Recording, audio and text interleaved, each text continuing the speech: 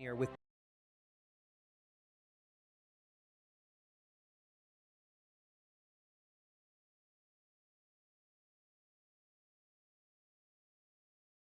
digital ID mandatory for the right to work. They've only gone and done it. The UK are introducing digital ID, mandatory. You will be forced at all times to carry digital ID. Have you got your identity card?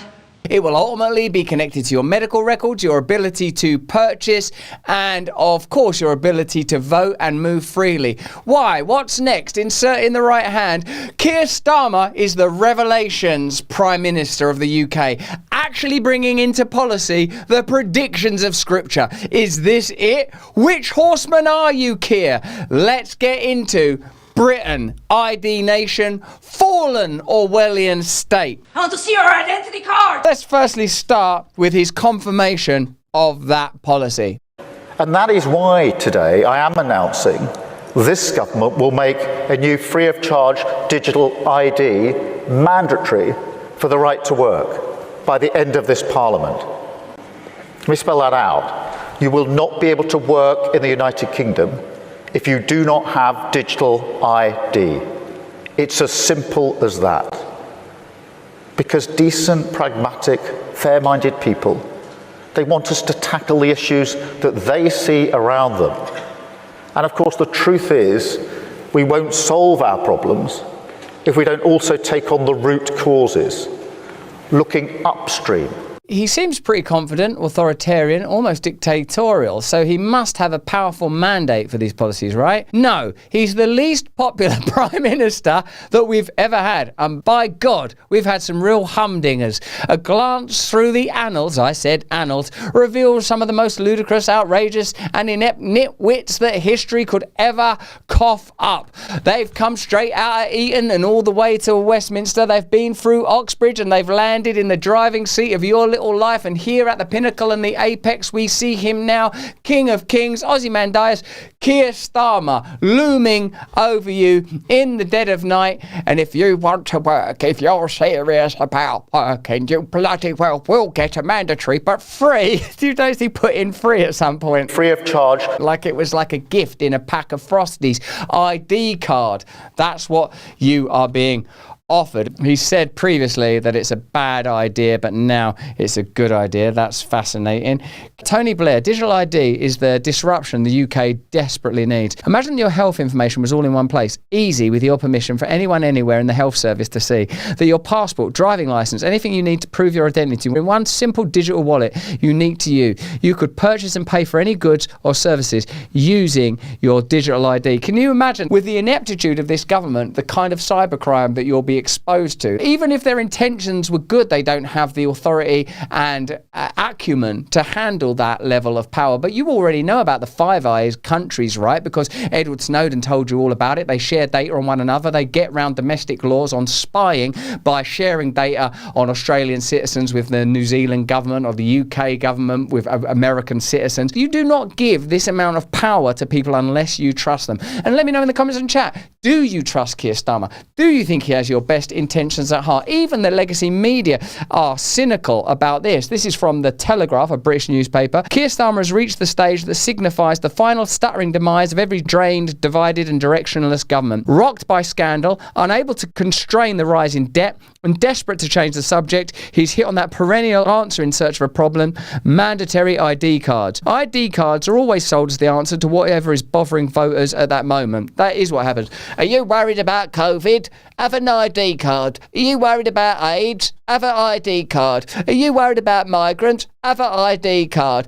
Are you worried that you've been found out with Ukrainian rent boys? Don't have an ID card. That's not my ID. I don't know where they came from. Now it happens to be illegal immigration. In reality, of course, the solution to illegal immigration is to stop people entering the country improperly rather than to tighten controls on the entire problem. ID cards have done nothing to solve the problem on the continent. The arguments in favour of the plan have swithered around a bit over the last 30 years, but that can't can't be said to have advanced. Blair is making exactly the same case he was making when he left office in 2007. The arguments against, though, have become vastly more potent as technology has put previously unimaginable powers into the hands of state officials. This is no longer an abstract danger. We can see how those powers are abused overseas. At the beginning of the pandemic era, what we felt was that countries like yours and mine were distinct and significantly different from the China of the Chinese Communist Party. That British people and American people wouldn't sit obediently and compliantly in their homes, wouldn't wear masks, wouldn't take vaccines unless there was clear, demonstrable data that they were reliable. Now, at the beginning of the pandemic, there was this sort of flow, this outpouring of well-being and kind of a sense of unity, cohesion and togetherness, which quickly collapsed and faded when people, to some degree or another, realised they were being lied to and exploited. Let's have a look at how the UK plan to use digital ID systems that appear already to be operating in China. China has steadily made its cards more powerful, beginning with laminated cards in the 80s, and they became fully digital this year. At every stage, the changes were presented as measures against identity theft and money laundering. Good for convenience and safety, of course. China Daily, the English language newspaper published by the Central Propaganda Department. At least in China, they call it the Central Propaganda Department. In Britain, they call it things like the BBC.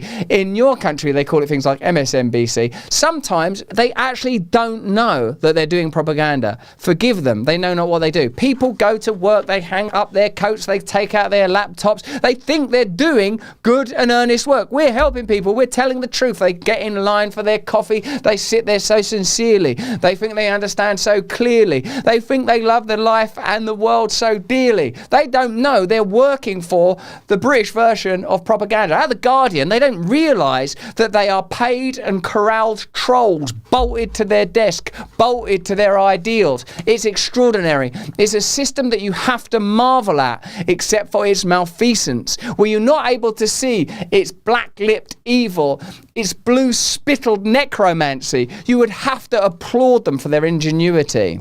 What makes Balance of Nature unique? Their supplements are the result of years of research and are manufactured under current good manufacturing practices with regular third-party lab testing. They never add sugar or anything artificial. Any sugars occur naturally. Balance of Nature delivers the phytonutrients that naturally occur in 47 whole fruits, vegetables, spices and fibres. Their fruits and veggie supplements include 31 colourful ingredients like mango, pineapple, wild blueberries, spinach, kale and broccoli. Their fibre and spice blend features 4 whole fibres, psyllium husk, flaxseed, whole apple and monk fruit, plus 12 aromatic spices such as cinnamon, turmeric and cardamom. More than 90% of Americans don't get enough dietary fibre. Their stools are thin or watery. Balance of Nature makes it easy. No bags, no mess, just clean quality ingredients with a long shelf life. Take them with water, chew them or mix them in a food or drink. Sign up with the code Russell, that's 2 S's and L's. Go to balanceofnature.com, sign up as a new preferred customer with the code Russell and you'll get 35% off your first order plus a free fibre and spice supplement. Hurry!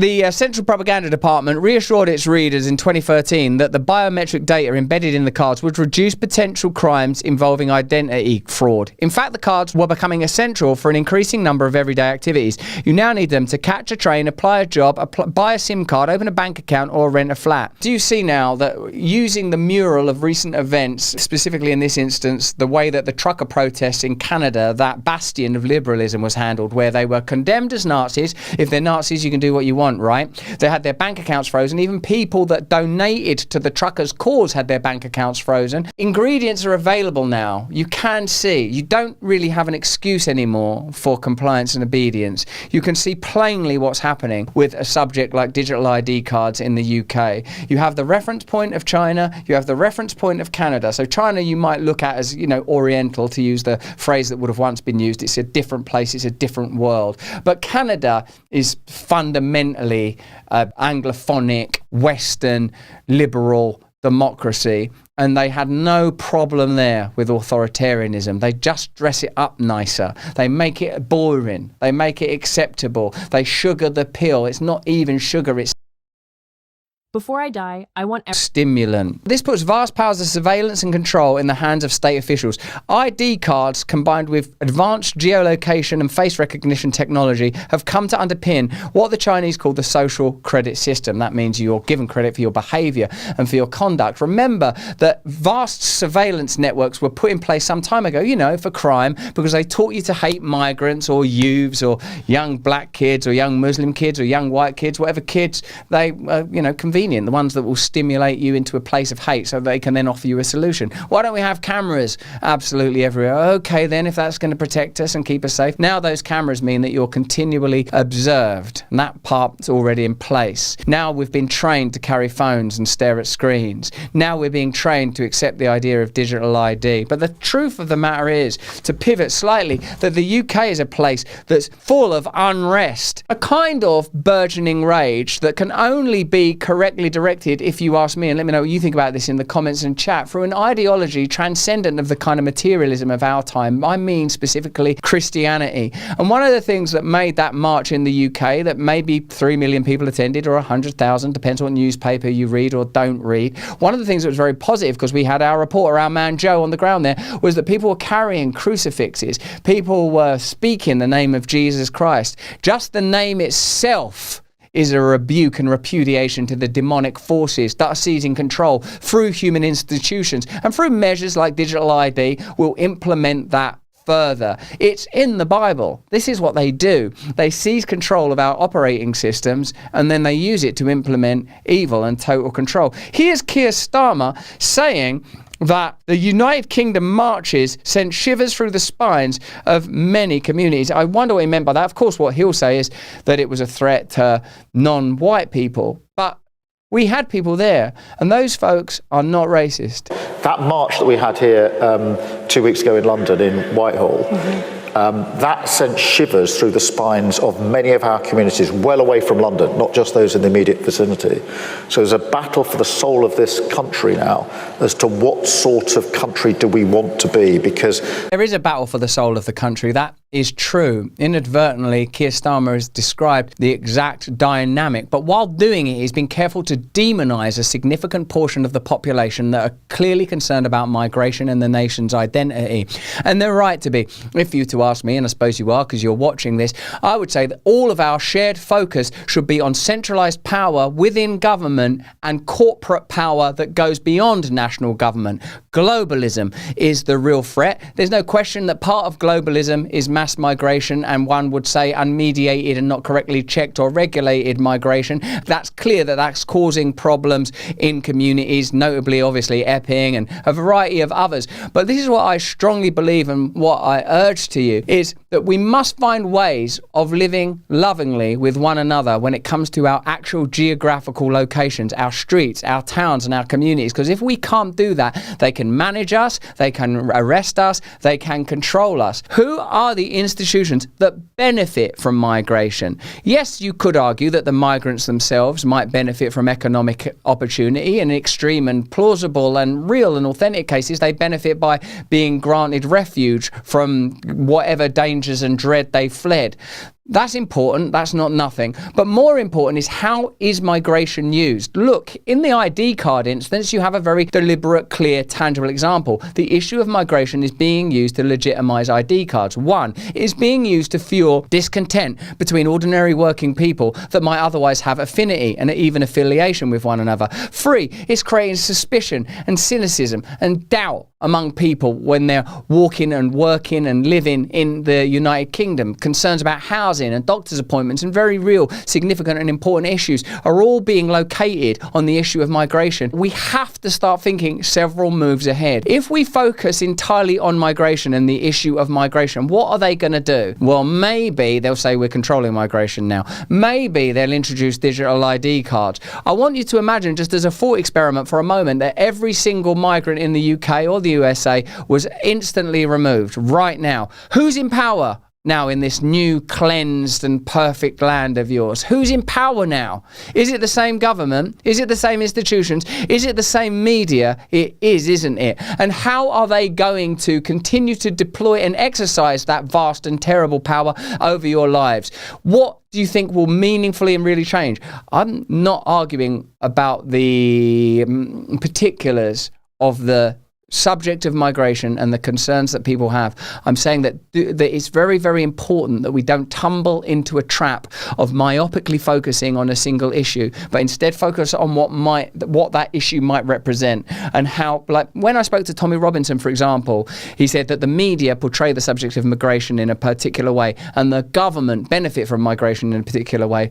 Media, government. So who's the real baddies and where should our attention be? I really believe in all of you that are dedicated to patriotism, because I recognise what's behind the idea, a kind of control, a kind of delicious nostalgia, a kind of righteousness, a kind of reverence for ancestors and a hope for the future. My only prayer is that we incorporate into this idea the true power of permanent government beyond national government and within it, the true power of media, the entire spectrum of national and international media, its ability to influence and control conversations and therefore policy and therefore events, and indeed beyond even that, sets of institutional power that have to be seen as global. Somehow we have to hold all this in our hearts and minds, and we can't do that without Christ, or, I only know that path, so I can only advocate for the path that I've been shown.